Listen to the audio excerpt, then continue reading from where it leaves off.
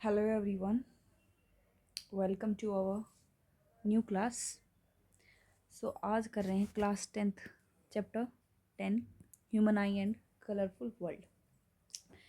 देखो आप सबको पता है ह्यूमन आई के बारे में। अब इसके बारे में हम डिटेल्स देते हैं, इसका काम क्या होता है सभी को पता देखना। ठीक है, एवरीथिंग जो हमारे अराउंड अस है उसको हम देख पा रहे हैं वो सब आई के थ्रू ही हो रहा है। ठीक है, अब देख रहे हैं ह्यूमन आई के बारे में। देखो ह्यूमन आई की जो स्ट्रक्चर होती है हमारी इस टाइप से होती है। इसमें क्या होता है, human I most most valuable और सेंसिटिव सेंस ऑर्गन होता है हमारा, काफ़ी ज़्यादा सेंसिटिव पार्ट होता है हमारी बॉडी का। ठीक है, जिसके थ्रू हम देख सकते हैं हमारे पूरे वर्ल्ड को, हमारे आसपास। ठीक है, जैसे ही हम अपनी आइज़ को क्लोज करते हैं ना, तो किसी भी ऑब्जेक्ट को हम कैसे पहचानेंगे? या तो स्मेल के थ्रू पहचानेंगे, अगर आइज़ ओपन करेंगे तो हम देख के पहचान लेंगे, है ना। स्मेल के थ्रू, टेस्ट के थ्रू, साउंड से, ठीक है, या टच करके। ये सभी जो सेंस ऑर्गन्स है ना हमारे, फील करना, ठीक है, टेस्ट करना, स्मेल करना, देखना, इन सेंस ऑर्गन से हम देख सकते हैं। हाँ, ये इम्पॉसिबल है, वैसे हम पहचान लेंगे बिना आँख खोले चीज़ों को, लेकिन जैसे ही हम आइज़ बंद करेंगे तो कलर बताना दैट इज़ डिफ़िकल्ट। ठीक है, कलर नहीं बता सकते कि कौन सा कलर होगा ये। ठीक है, ह्यूमन आई मोस्ट सिग्निफिकेंट है इन सब में। सबसे ज़्यादा ब्यूटीफुल और कलरफुल वर्ल्ड हमारे आसपास जो हम देख रहे हैं वो इसके थ्रू ही देख पा रहे हैं। ठीक है, ये कैमरे की तरह होता है। ठीक है, हमारी आई जो थी कैमरे की होता है। ये एक लेंस सिस्टम होता है जो इमेज जो फॉर्म करता है एक इमेज। ठीक है, कहाँ पे इमेज फॉर्म होएगी? रेटिना के ऊपर होएगी। ठीक है, और इसके अंदर रेटिना होता है ये यहाँ पर। इस रेटिना के ऊपर क्या होएगा, ये काफ़ी लाइट सेंसिटिव स्क्रीन जो है, यहाँ पर इमेज फॉर्म होएगी रेटिना के ऊपर आके, क्या होएगी, इमेज फॉर्मेशन हो जाएगी। ठीक है, अब ये जो इमेज फॉर्मेशन होएगी ना, ये मतलब यहाँ पे जो इमेज बन रही है, ये सिग्नल्स हमें हमारी जो नर्वस सिस्टम होता है ना वो बताते हैं कि जो हमने देखा है वो क्या देखा है। ये सब नर्वस सिस्टम के थ्रू होता है। ठीक है, और यहाँ से हमारी जो नर्व्स हैं कनेक्टेड होती हैं आइज़ के थ्रू। वो जैसे हम देखेंगे, हमें देखने के बाद कैसे पता चला कि ये चीज़ जो हम देख रहे हैं, कोई ऑब्जेक्ट, जैसे हमने पेन देखा, कॉपी देखी, या कोई लैपटॉप देखा, कुछ भी देखा, तो हमें क्या पता कि ये चीज़ वो है। देख जरूर लिया हमने, लेकिन वो जो आंसर किया वो हमारे ब्रेन ने किया है ना। नर्वस सिस्टम ने जैसे ही वो मैसेज सिग्नल पहुंचाया ब्रेन तक देखने के बाद कि ये वो चीज़ है, तो ये हमें पता चला। ठीक है, तो ये सारे सिस्टम एक दूसरे के साथ कनेक्टेड है। क्या होता है, जैसे लाइट एंटर करेगी ना हमारी आई के अंदर, थिन मेम्ब्रेन के थ्रू करेगी, जिसे बोलते हैं कॉर्निया। यहाँ पे कॉर्निया होता है, ये इस कॉर्निया से लाइट एंटर करती है। ठीक है, हाँ, आई बॉल के बाहर ये ट्रांसपेरेंट सा बल्ज होता है। ठीक है, ऑलमोस्ट स्फेरिकल शेप की होती है हमारी आई बॉल। डायमीटर 2.3 सेंटीमीटर होता है। मोस्ट ऑफ द जो रिफ्रैक्शन है फॉर लाइट रे, जैसे ही हमारी आई के अंदर एंटर कर रही है, आउटर सरफेस पे ही होता है। रिफ्रैक्शन जो होगा ना वो आउटर सरफेस, रिफ्रैक्शन और रिफ्रैक्शन दो चीज़ बताई थी मैंने। रिफ्रैक्शन में तो क्या होता है, जो कोई भी लाइट रे एंटर करेगी one medium to another medium करेगी, लेकिन रिफ्लेक्शन के केस में जिस मीडियम से आ रही है उसी मीडियम में रिफ्लेक्ट बैक हो जाएगी। ठीक है, तो crystalline lens merely provide finer adjustment of focal length required to focus object at different distances of the retina. ठीक है, तो हमें एक स्ट्रक्चर दिखेगी यहाँ पे, iris behind the cornea. Cornea के पीछे क्या है, आइरिस है। आइरिस जो होता है डार्क मस्कुलर डायग्राम होता है जो कंट्रोल करता है साइज ऑफ प्यूपिल। प्यूपिल के साइज को कंट्रोल करने में जो हेल्प करेगा ना, वो हमारा आइरिस करेगा। जैसे ये हमारा प्यूपिल है, इसका छोटा बड़ा करने में साइज वो आइरिस हेल्प करेगा। ठीक है, प्यूपिल क्या करता है, रेगुलेट करता है और कंट्रोल करता है अमाउंट ऑफ लाइट। एंड जैसे देखो, आप सभी ने ये कभी सोचा होगा, जैसे हम तेज़ लाइट हमारी आँखों के ऊपर पड़ रही है, हम अचानक आइज़ बंद कर लेते हैं। क्यों करते हैं? क्या होता है, जो वो हमारा प्यूपिल होता है ना, उसको आइरिस ने क्या कर रखा है, कंट्रोल कर रखा है। जैसे ही तेज़ लाइट आएगी उसी टाइम पे वो बंद हो जाएगा, कॉन्ट्रैक्ट कर लेगा उसको। लाइट जो अगर थोड़ी सी कम होएगी तो उस टाइम सही ओपन रहती है हमारी आइज़। ठीक है, हाँ, आई लेंस क्या करेंगे, इन्वर्टेड रियल इमेज बनाएंगे ऑब्जेक्ट की रेटिना के ऊपर। रेटिना जो होता है काफ़ी डेलिकेट मेम्ब्रेन होती है, लाइट सेंसिटिव सेल्स होती हैं इसके पास। ठीक है। ये सिग्नल्स यहाँ से क्या होएगा, जब कोई भी एक्टिवेट हो जाता है, जैसे ही इसके पास कोई इलेक्ट्रिकल सिग्नल आता है, तब ये सिग्नल जो होते हैं ब्रेन तक सेंड हो जाते हैं। बताइए ना, ऑप्टिक नर्व्स के थ्रू। कौन सी नर्व्स होती हैं कनेक्टेड, जो ब्रेन से कनेक्ट होती है इसमें? ऑप्टिक नर्व, जो सिग्नल पहुँचाती है कि हाँ ये इस टाइप का ऑब्जेक्ट हमने देखा है। ठीक है ना। ब्रेन क्या करेगा, उन सिग्नल्स को इंटरप्रेट करेगा फाइनली, और उसके बाद ऑब्जेक्ट के बारे में पता चल जाएगा कि अच्छा ये। अब आता है पावर ऑफ अकोमोडेशन क्या होता है।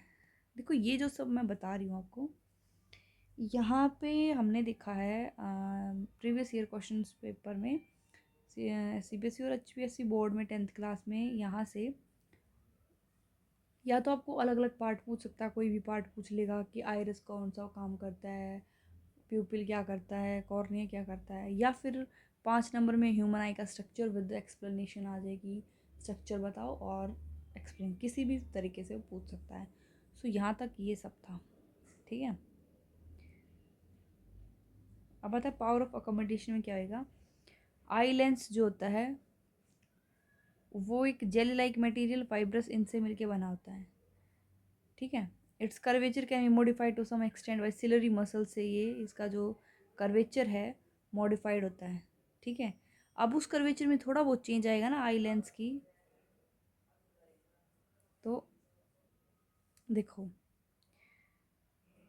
जब भी हमारी मसल्स रिलैक्स होएंगी ना, तो उस टाइम पे हमारा लेंस क्या होता है, थिन। ये ध्यान रखना।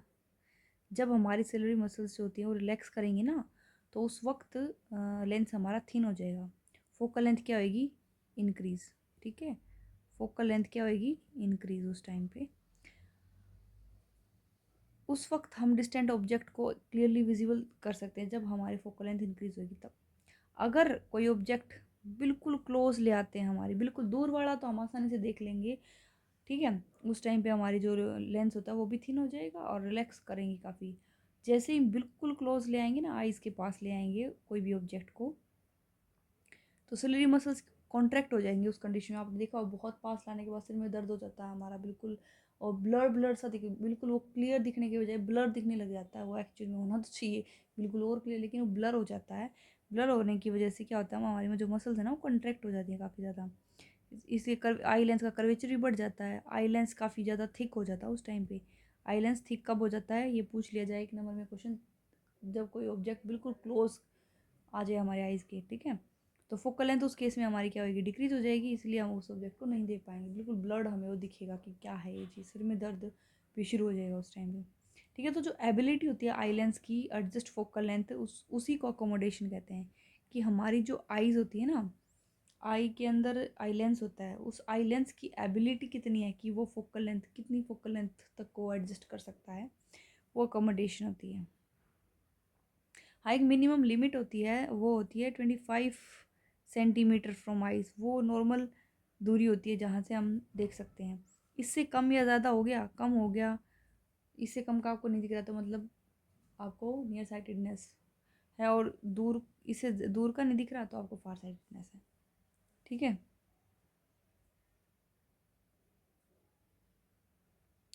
हाँ, यहाँ पे एक चीज़ और है इंपॉर्टेंट सी जो मेरे को लगी। Crystalline lens of people at old age become milky and cloudy.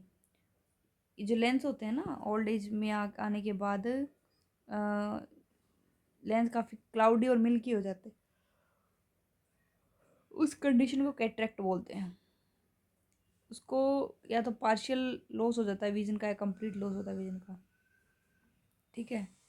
उस टाइम पे उसकी सर्जरी ही करनी पड़ती है, कैटरेक्ट सर्जरी बोलते हैं। ठीक है।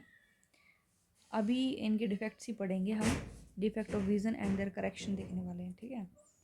कौन कौन से टाइप के हो सकते हैं डिफेक्ट, और कैसे उनका ठीक किया जा सकता है। देखो 3 होते हैं। एक होता है मायोपिया, एक होता है हाइपरमेट्रोपिया, एक होता है प्रेसबायोपिया। ठीक है। मायोपिया, हाइपरमेट्रोपिया और प्रेसबायोपिया। मायोपिया को नियर साइटेडनेस बोलते हैं, हाइपरमेट्रोपिया को फार साइटेडनेस बोलते हैं, और प्रेसबायोपिया। ठीक है। इनको हम स्फेरिकल लेंसेज से करेक्ट कर सकते हैं। मायोपिया जो होता है ना, उसको नियर साइटेडनेस बोलते हैं।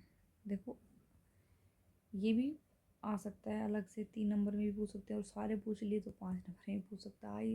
हालांकि मेरे को लगता है कि ये अलग अलग ही पूछेगा, वो हर बार इकट्ठा नहीं पूछता, कभी भी 3 नंबर में, 2 नंबर में, इस टाइप से आ सकता है। ठीक है। Myopia is also known as near sightedness. ठीक है। A person with myopia can see nearby object clearly. Myopia, देखो इसका नाम पे मत जाना, बिल्कुल नाम से बिल्कुल अपोजिट वर्क होता है इनका। नाम है नियर साइटेडनेस, लेकिन इनको जो नियर का है ना, वो बिल्कुल साफ दिखता है। नियर साइटेडनेस में नियर का बिल्कुल साफ दिखता है, दूर का नहीं दिखता। But cannot see distant object. ठीक है, दूर का ऑब्जेक्ट नहीं देख सकते। ठीक है। हाँ, person with this defect has far point nearly than infinity. Such a person may see clearly up to distance of few metres तक ही दिखेगा। मायोपिक आई में इमेज जो होती है डिस्टेंट ऑब्जेक्ट की, वो रेटिना के बिल्कुल सामने बनती है। ठीक है, रेटिना के ऊपर नहीं बनती, बिल्कुल सामने बनेगी। ये डिफेक्ट जो होता है excessive curvature of eye lens की, ज़्यादा एक्सेसिव कर्वेचर होने की वजह से हो जाता है। आई बॉल इलोंगेट होने की वजह से हो जाता है। ठीक है। कनकेव लेंस इसमें हम यूज़ करेंगे। ठीक है, कौन सा लेंस यूज़ किया जाता है? कॉनकेव लेंस यूज़ किया जाता है। ठीक है, यानी कि किसी को दूर का नहीं दिखता तो उस टाइम पे उसको नियर साइटेडनेस है, और या फिर मायोपिया कह सकते हैं, और कनकेव लेंस यूज़ किया जाता है। ठीक है, इसकी वैल्यू हमारे नेगेटिव में पड़ी थी। ठीक है ना, प्रीवियस चैप्टर में। ठीक है, concave lens suitable power will bring image, वो वापस उसी पोजीशन पे बैक ले आएगा। इस टाइप से स्ट्रक्चर रहने वाला। देखो अगर क्या होएगा, फार पॉइंट ऑफ मायोपी का ये है। ठीक है, ये हमारी मायोपी का ही यहाँ बिल्कुल सामने बन रही है इस केस में। तो अब लेंस लगाने के बाद, ये कनकेव लेंस लगा दिया, यहाँ लगाने के बाद इमेज ही क्या करेगा, यहाँ पे वापस रेटिना के ऊपर ही ले आएगा। ठीक है, ये होगा हमारा मायोपिया वाला डिफेक्ट। नेक्स्ट है हाइपरमेट्रोपिया, ये बिल्कुल इसका अपोजिट रहने वाला है। ये है फार साइटेडनेस। फार साइटेडनेस। ठीक है, इसमें दूर का तो दिखता, पास का नहीं दिखता। ठीक है,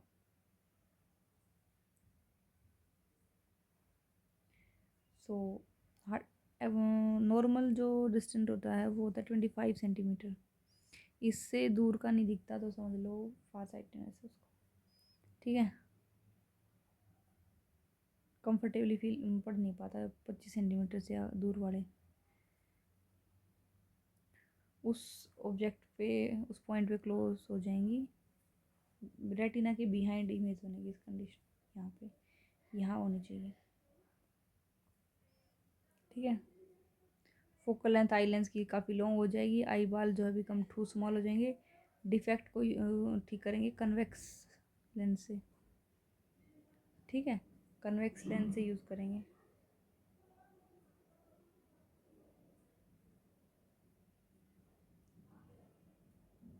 eye glasses with converging lens provide